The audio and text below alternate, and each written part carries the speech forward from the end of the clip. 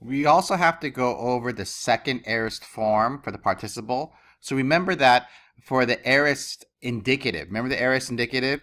That most of the time it uses the first aorist form, but there are some select verbs that use the second aorist form. And so if it's second aorist in the indicative, whether it's active or middle, then it's going to be second aorist in the participle, whether it's active or middle. And so let's take, for example, ballo. So let me give you an example. Let's look at the genus singular, since that's where we see the stem for the rest of the paradigm, the nominative singular always being irregular. So there's no augment. You take the verbal root bal, you take the omicron connecting vowel, you add the new ta, and then the genus singular form for the third declension endings is the os, so that's balantos. Notice this is the aorist form. This is the second aorist form. If I were to write double lambda balantos, this is the present participle. This is the aorist participle. The only difference is this uses the verbal root. This uses the lexical stem. The present participle always uses the lexical form, whereas the aorist participle uses the verbal root. And so this is an example of the second aorist. Most of the time, most words will want to use the first aorist. So usually the form is lusantos, and you see the sa tense formative. But we're going over the few verbs that use the second aorist form.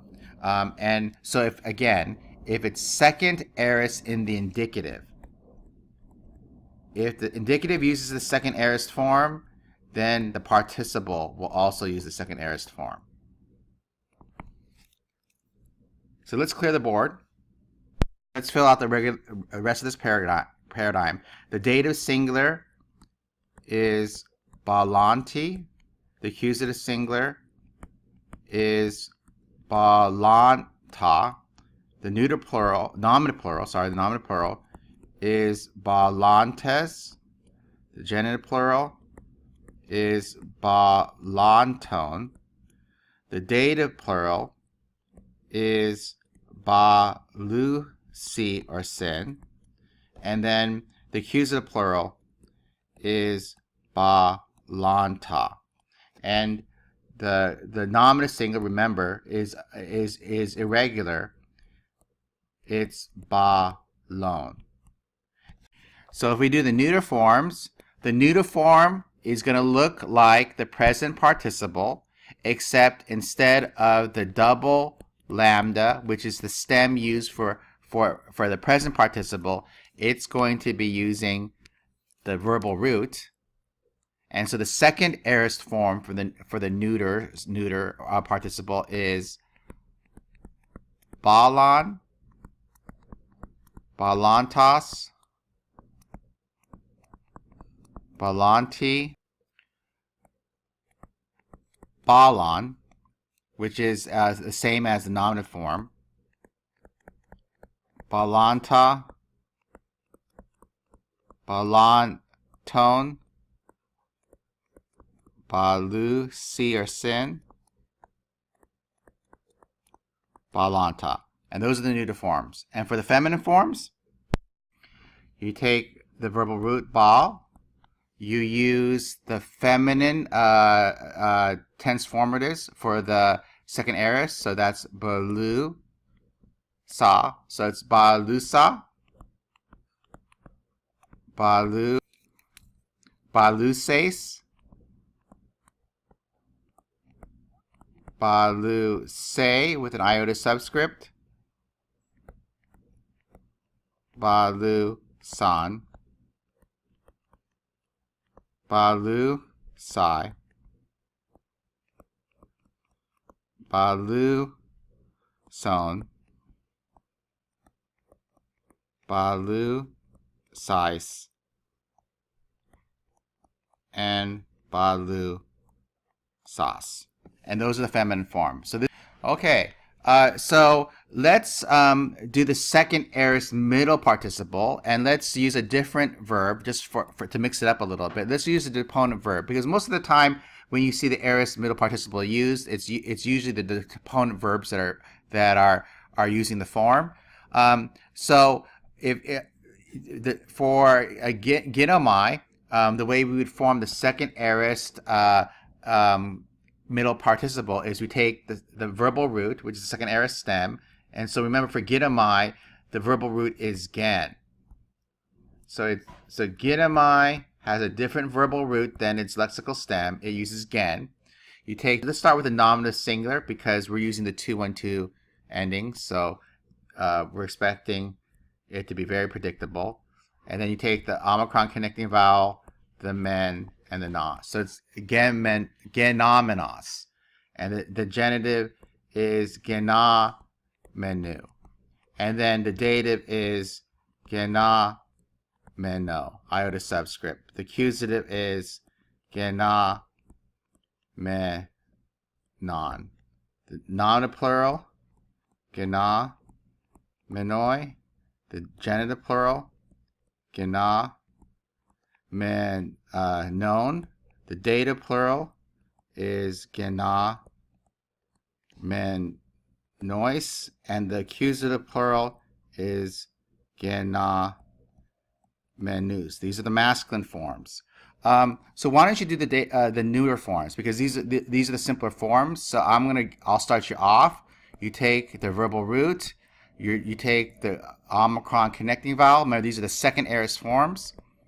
And then you take the men, or which is the middle participle transformative, and then you do the neuter ending. So it'd be on, genomenon, and then the genitive form would be genomenu. And I'm going to stop here. You fill out the rest.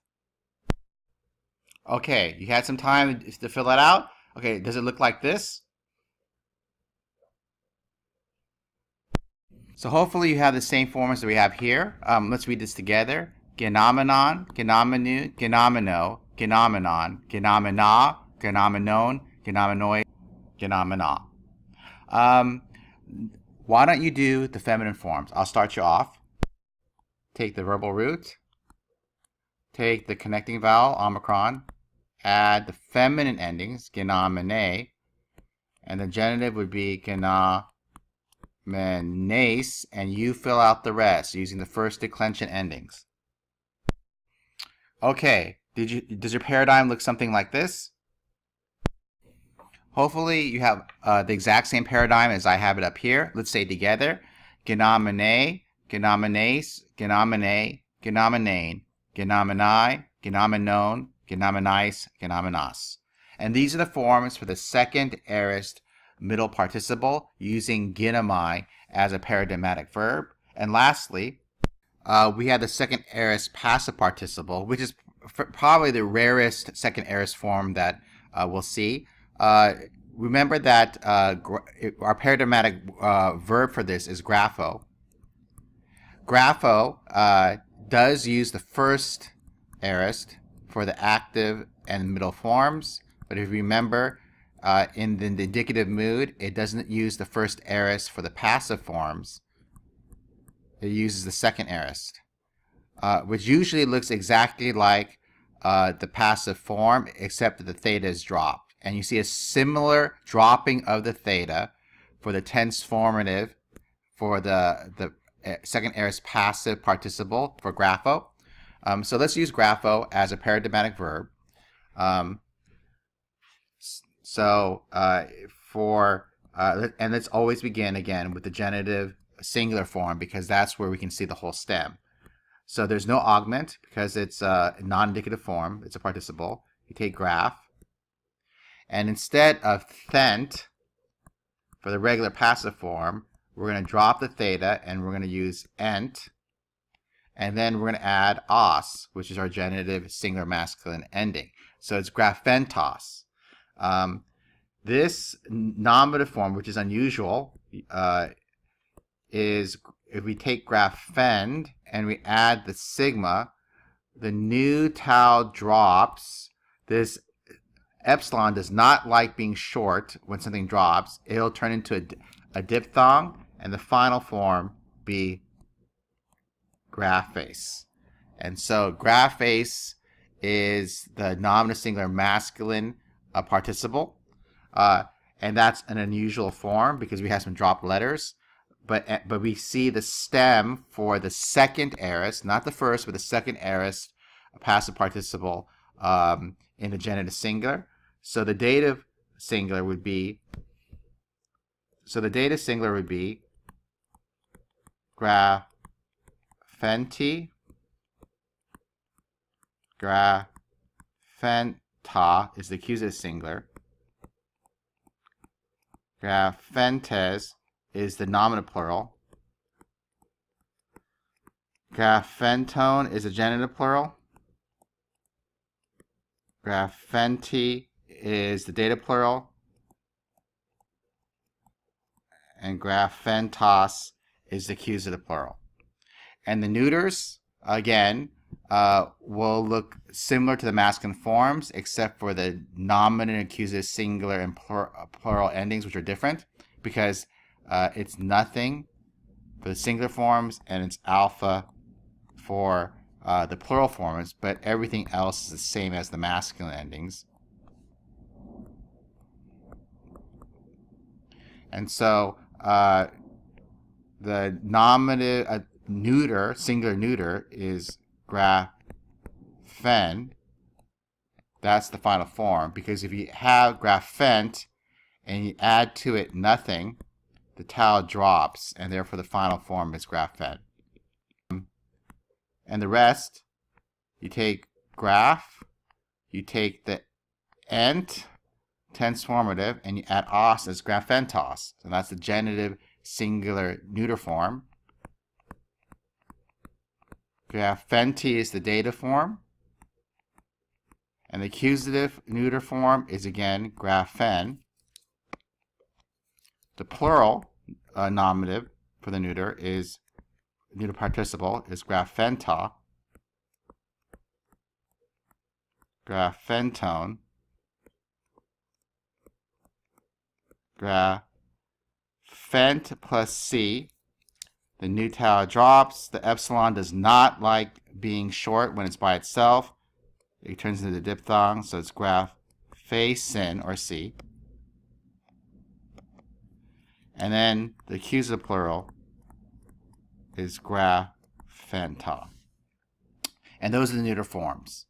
The feminine forms, again, it looks almost like the first aorist passive participle, except instead of thesa, you drop the theta and it's asa.